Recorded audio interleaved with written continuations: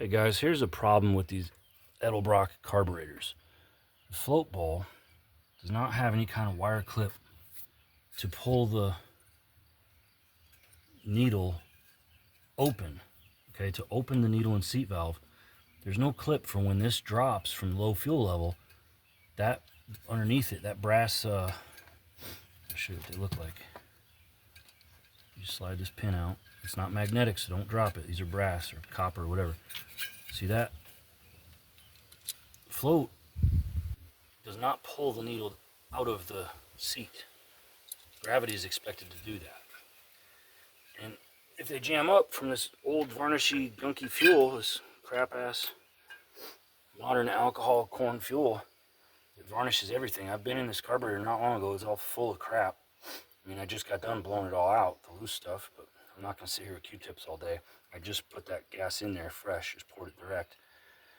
You know, when you know through your clear filter or through pulling your line, when you know you've got fuel to that carburetor and the engine's barely running, or it's, you know, it's just go. It's because the floats ain't opening. So the float bowl is empty, and that's that. You're gonna have to add a return line on these old cars and trucks from the 70s and 80s because this fuel gets hot and it just boils. So you have to have a way for the gas bubbles to make it back to the tank. So put you a T after a filter.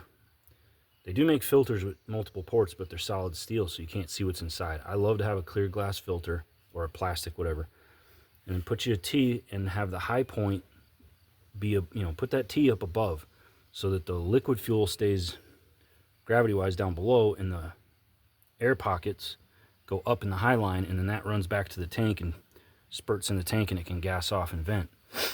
You got to have solid fuel going into that bowl, or it'll boil, you know.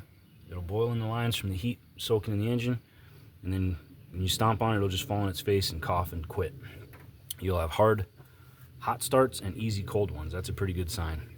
And then if the thing, once it is running, it's just like just barely able to stay 500 RPM idle, sounds like it's going to die, bang on this spot and this spot lightly. Bang it lightly.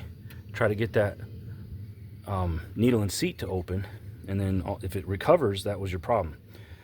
Maybe at some point I'll try to find out if I can make or buy some wire clips to mechanically pull that valve open, get fuel in there. Thanks for watching. Appreciate your time. God bless you and praise the Lord.